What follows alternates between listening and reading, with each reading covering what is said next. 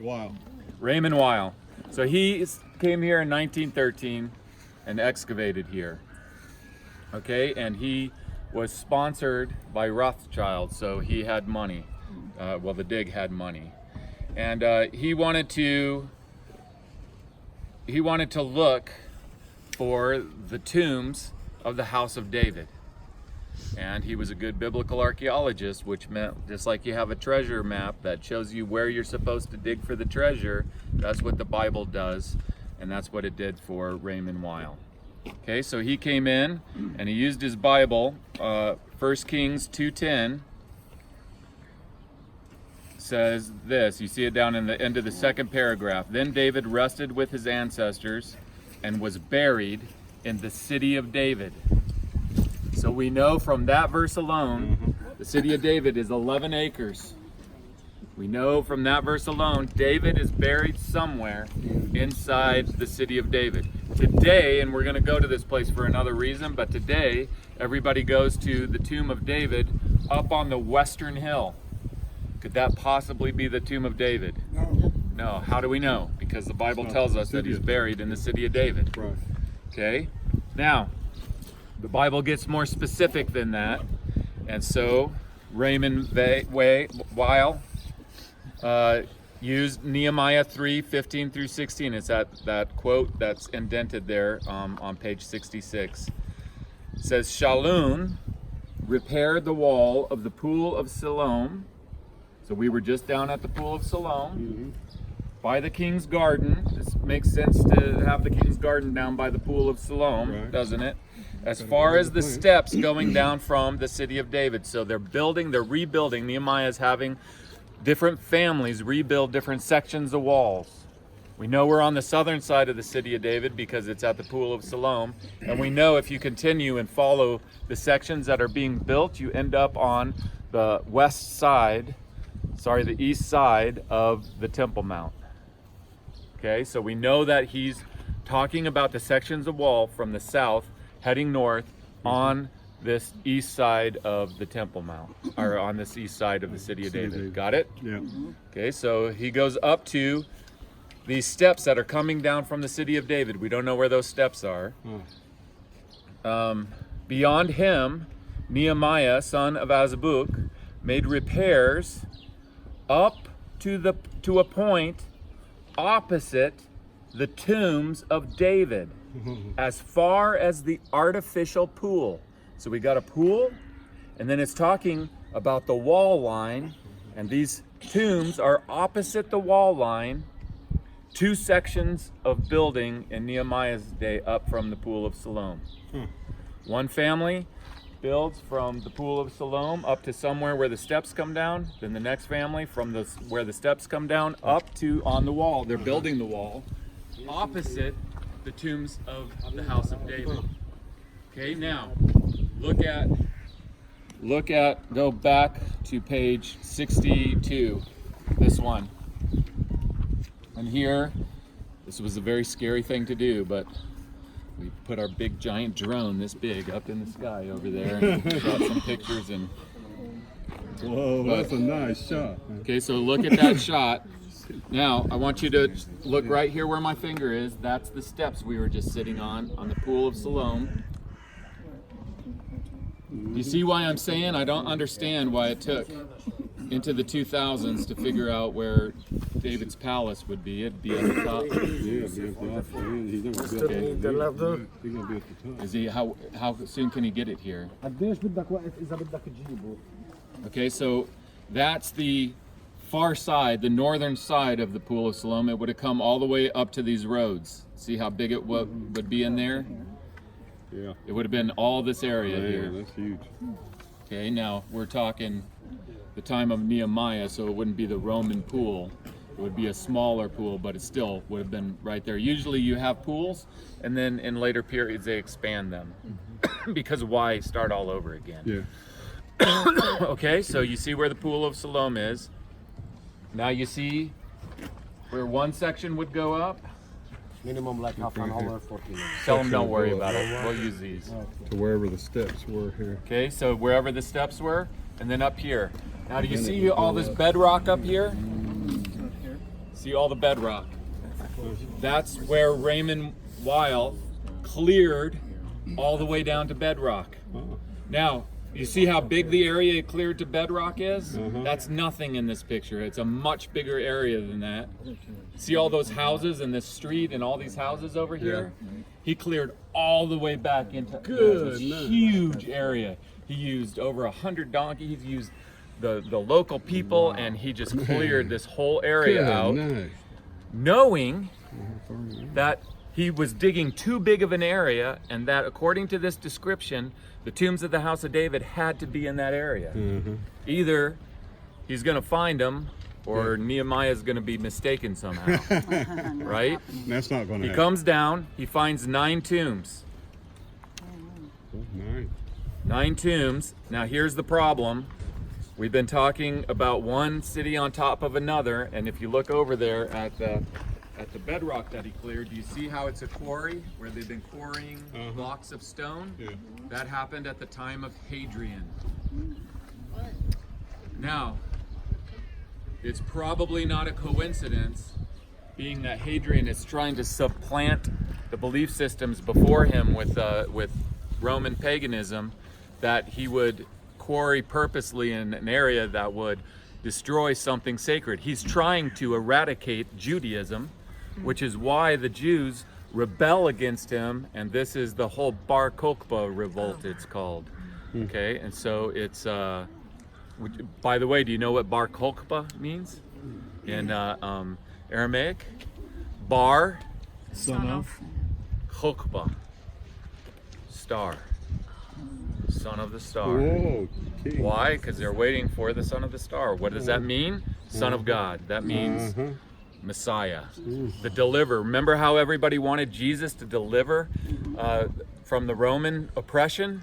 That's what this false Messiah was trying to do, and that's why people were following him. Okay, how did I get there? Okay, it's because they're quarrying this area.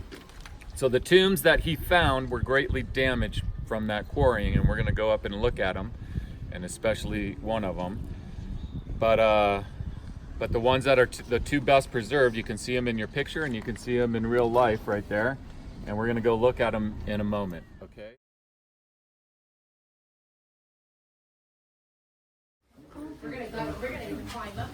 Okay, so listen.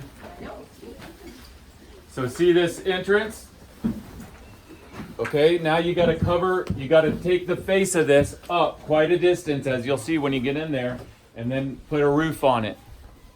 So it wouldn't have been round or anything. It would have been, see how high it's sticking up there. It would have been big and monumental with an entrance going in. Does that look like the entrance of a tomb? Okay, so we're going to go in there into the inside of it.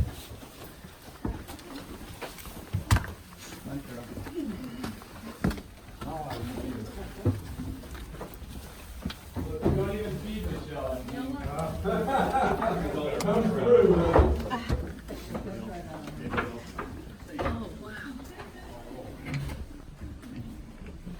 So you're saying that's not the entrance to anything down there? There was an entrance up here. No, that is the entrance to the tomb. Oh. Yeah. Step on here, I guess, and then put your foot on there and go up. Yes.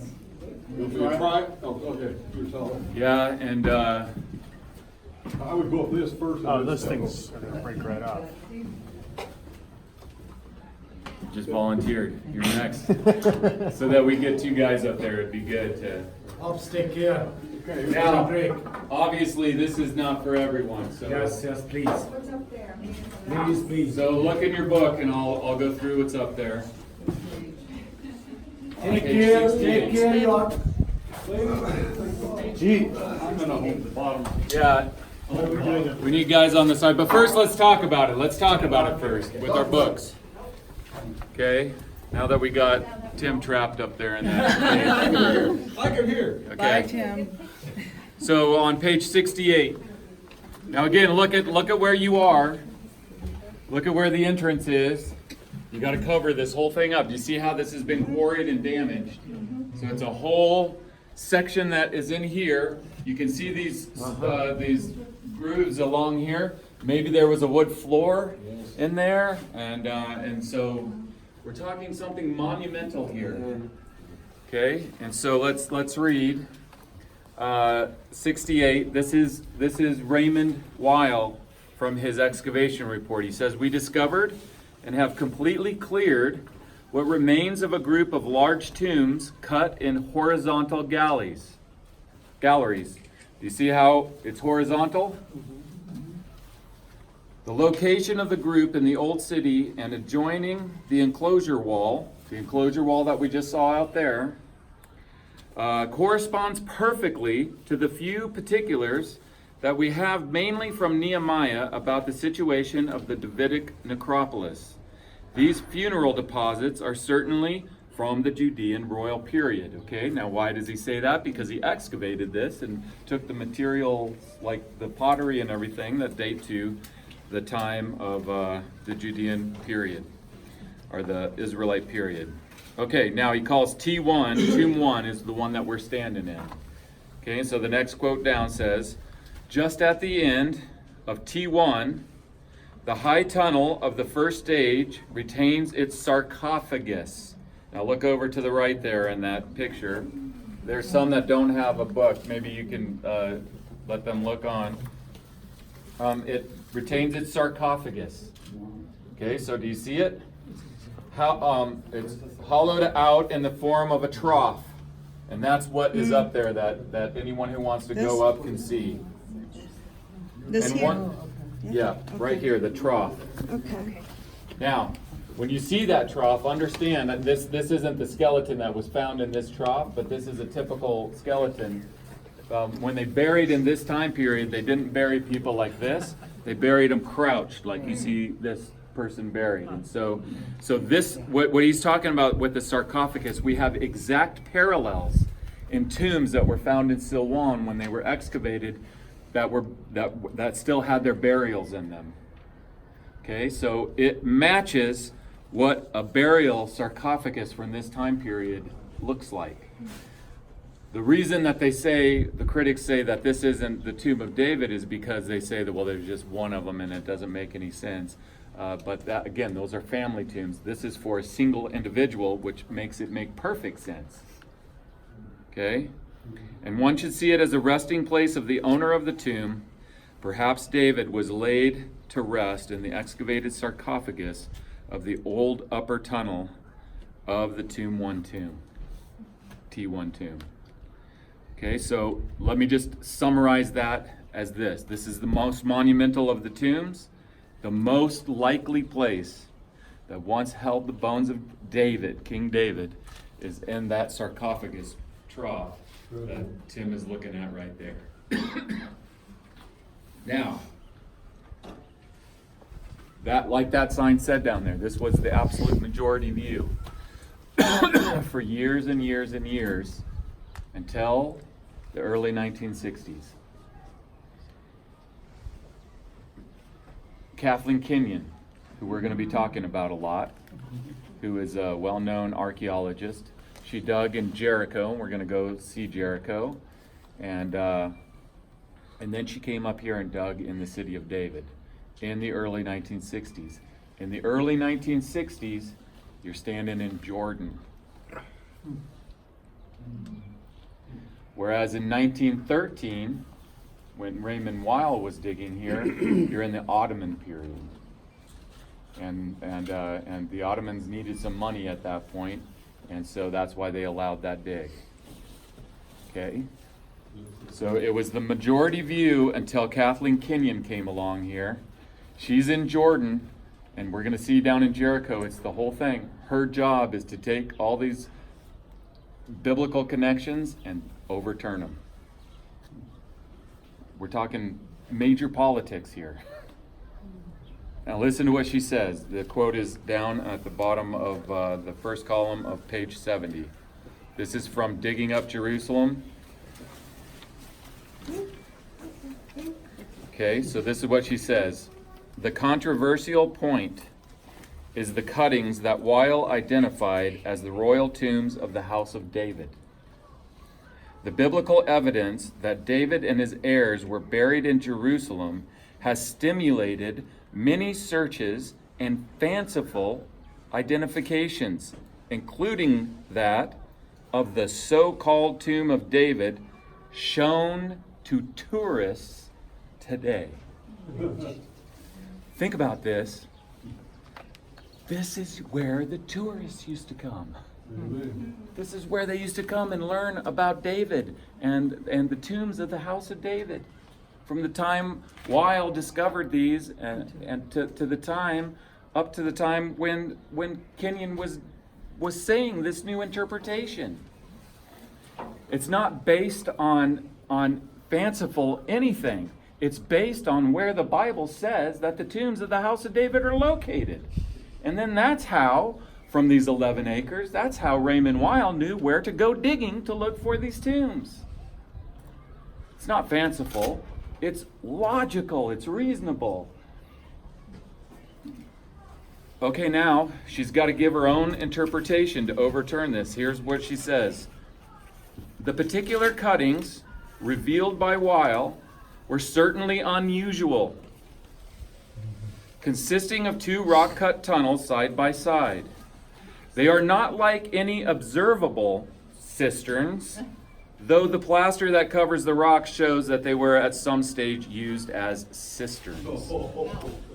Okay? Now I want you to take the time to turn around and look at the hole that you came through. Look at where James is. I've never seen any kind of plaster on the walls. You see the chisel marks right here on the walls. No plaster. Is there any possible way that this would be used as a cistern to hold water? No way. No way. But the result is this. Nobody comes here anymore. They all go up on the western hill to the tomb of David on the western hill, which was established up there for 2 reasons. For the Jews, because one of their rabbis had a mystical vision that the tomb of David and Solomon were up there on the western hill. And for the Christians, because that's where Pentecost happened, and Peter was preaching and talking about the tomb of David, and so they assumed it was right there where he was preaching.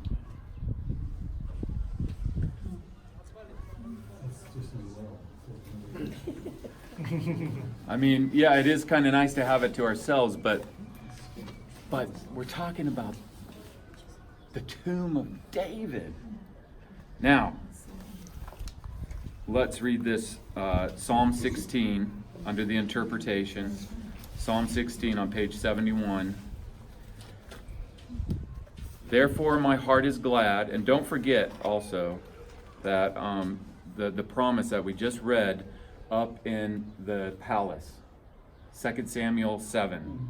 And it says this, it starts out this way, remember? When your days are over and you rest with your ancestors. I'm giving you a promise, David. You're not going to live forever. You're going to die and decay in the grave. You're going to be gathered to your ancestors. But I'm going to give you a promise that's going to last forever.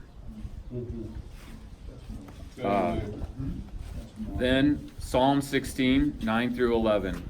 This is a Psalm of David, page 71. Therefore my heart is glad, and my tongue rejoices. My body also will rest secure, because you will not abandon me to the realm of the dead, nor will you let your faithful one see decay. You make known to me the path of life. Could David have been speaking this psalm about himself? No way could he have been speaking this psalm about himself. He knew this was his destiny.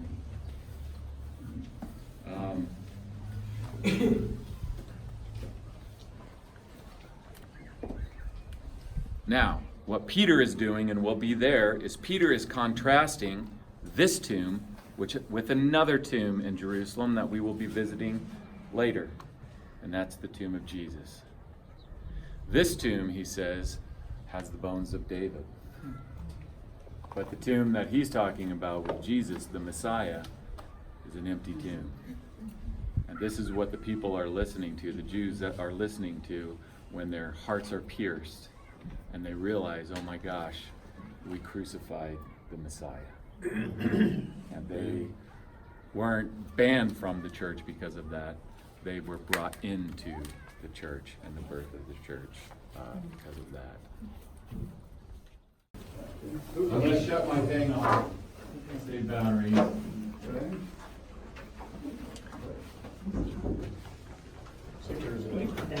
Thanks, guys. Again, try to get Yeah, on I'll try to these. hit that.